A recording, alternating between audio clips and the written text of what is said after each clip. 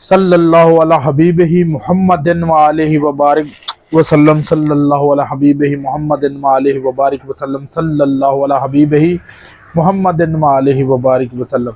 अज मैं तुहानू ना मौत दे मूँह चो वापस छिकण वाला वजीफा तुहानू दसन लगा। ये जिहड़ा बहुत मुजरब अमल है, बहुत ज़्यादा जिहड़ा तुहाडी खिदमत विच मैं पेश करन लगा। यकीन कर दिओ ना उस्तादे मोहतरम ते अपने पीरो मुर्शद इहो जिहियां चीज़ां ना भाजी बड़ियां यूनीक होंदियां ने ते बड़ियां औखियां लभदियां ने, बहुत ही ज़्यादा औखियां लभदियां ने। लेकिन जो मैं तुहाडी खिदमत दे विच पेश करन लगा, तुहाडे ते जिन्ना भी जादू होया होवे, टूणा होया होवे उस्ताद जी, तुहाडे रिश्तेदारां तुहाडी मत मारी होवे उस्ताद जी, समझ लो भी काला छड़ ते पीला छड़ ते नीला छड़, कोई किसी किस्म दा उस्ताद जी तुहाडे ते असर कराउण वाला उस्ताद जी उन्हां ना छड्डिया होवे करतब, कोई पीर ना छड्डिया होवे, कोई मरीद ना छड्डिया होवे ते कोई बाबा कोई उस्ताद जी उन्हां ऐसी कोई मैं आख जना दुनिया जान दा कोई बंदा ना छड्डिया होवे जिंदे तू तुहाडे ते वार ना करवाया होवे। ते जेड़ा मैं मुजरब अमल तुहानू दसन लगा ना, घरों बाहर निकलदे तुसां पढ़ लेना है। यकीन अल्लाह ते कर जो, मेरा सोहना पाक परवरदिगार मदीने वाले दी जात, मैं आखी जाना भी तुहानू कुछ हुंदा ही नहीं, तुहाडी वाल ले भी नहीं कोई वेदा। ते ऐसा मुजरब अमल है, हालांकि उन्नू अल्हम्दुलिल्लाह मैं बहुत जमाया, अल्लाह पाक ने मेरे ते बड़ा खास करम किया। ते मैं आखी जाना साडा भी यही सेम टू सेम सिचुएशन है। अवाम ने जलील नक्को बर्बाद तंग कर दिता उस्ताद जी। ते ए वजीफा जरूर सुन के जावी। ए जेड़ा ना मैं आख जाना नबी पाक सल्लल्लाहु अलैहि वसल्लम दा फरमान ते बिल्कुल कुरान पाक दी मैं आख जाना, मैं तुहानू की दसां उस्ताद जी, मैं तुहानू की पेश करन लगा, मेरे को लफाज नहीं है जो मैं तुहानू अनायत कर रहा उस्ताद जी, भी तुसें तुहानू मैं की दे रहा। ते बाकी मैं आख जाना वीडियो तुसी गौर ना वेखो। बिस्मिल्लाहिर्रहमानिर्रहीम पहले तुसा पढ़ना 11 दफ़ा मैं तुहानू दसन लगा असार। यकीन कर दिओ उस्ताद जी, एक ऐही वीडियो वेखनी तो उस्ताद जी तुहाडे सारे दुख दूर हो जाने मदीने वाले दे सदके। ए वीडियो हुण गौर ना वेख ला, मैं तुहानू असार दसन लगा। असार की है असार उस्ताद जी बिल्कुल आसान अल्हम्दुलिल्लाह पढ़नी उस्ताद जी। 7 दफ़ा दुरूद शरीफ पढ़ना तुसां, 7 दफ़ा दुरूद शरीफ पढ़ बल्कि बकायदा तुसी 11 मरतबा पढ़ना। 7 ठीक है, यानी कि ताकदाद पढ़ना तुसा 11 मरतबा दुरूद शरीफ पढ़ लेना।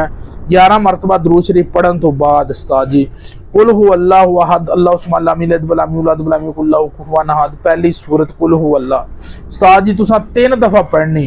3 दफ़ा पढ़ के अपने सामने फूक मारनी, फिर 3 दफ़ा पढ़नी है वही सूरत, फिर अपने पीछे फूक मारनी कंड पीछे, फिर 3 दफ़ा पढ़नी सज्जे, फिर 3 दफ़ा पढ़नी है खब्बे, फिर उस्ताद जी 3 दफ़ा ऊपर तो फिर 3 दफ़ा थल्ले। इस उस्ताद जी तुसां पढ़नी सूरत ते फूक मारनी एक दफ़ा 3 बारी। हाँ जिन फुल पावरफुल यानी कि इन होर यानी कि पावर वाला करना चाहते हो तो फिर उस्ताद जी तुसी एक साह दे विच ये 3 दफ़ा सूरत पढ़नी, यानी कि एक साह च इंदी यानी कि ना पावर ये वध जाती। ये किसी पासे यूट्यूब गूगल ते सर्च कर ला, तुहानू वीडियो वगैरह मिल जाएगी अल्हम्दुलिल्लाह। मैं तुहानू मदीने वाले सदके बहुत आला चीज़ दस रहा। तुसी उस्ताद जी ना 3 दफ़ा पढ़नी इक्का साह च, इक्का साह च इंदी पावर जिहड़ी ना पावर वध जाती इंदी अल्हम्दुलिल्लाह।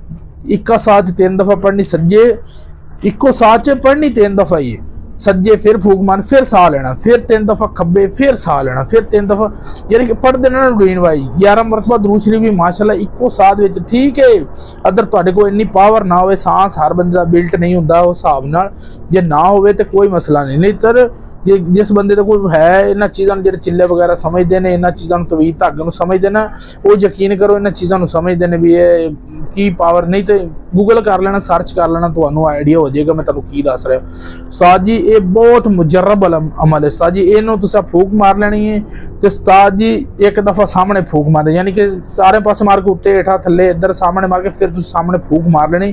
पढ़ना 3 दफ़ा ही, जे एक साथ पढ़ो तो फिर तो क्या ही बात है, फिर तो उस्ताद जी सोने तो सुहागे वाली गल है।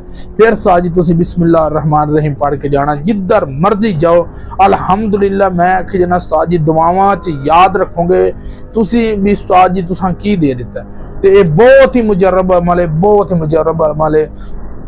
रिक्वेस्ट है तुहानू वीडियो फॉलो शेयर लाजमी करनी है। इंशाल्लाह अगली वीडियो इन दे नाल फुल पावरफुल ते बंब वीडियो तुहाडी खिदमत विच पेश करनी है। इंशाल्लाह फ्री इलाज जिहड़े तुसीं बाबियां नूं दिंदे हो ना पैसे उन्हां नूं दे दिओ, उन्हां नूं दे दिओ जिहड़े तुहाडा काम भी नहीं करदे सनत नाल, काम भी सनत नाल नहीं करदे। इंशाल्लाह मैं नहीं आंदा भी मेरे कोले आण के तुसीं कुछ कराओ इलाज कराओ, ना मैं इस चीज़ नूं समझदा। मैं तुहानूं जिहड़ा मुजरब अमल दिता यकीन करो ये बहुत आला चीज़ है। सर्च कर तुसीं एक दफ़ा आजमा लवै, जिन्हां दे बंदियां दे घणे दुश्मन ने इन्हां चीज़ों नूं समझदे ने वो एक दफ़ा आजमा लैण ते यकीन कर जाओ तुसीं दुआवां दा इज़हार करोगे।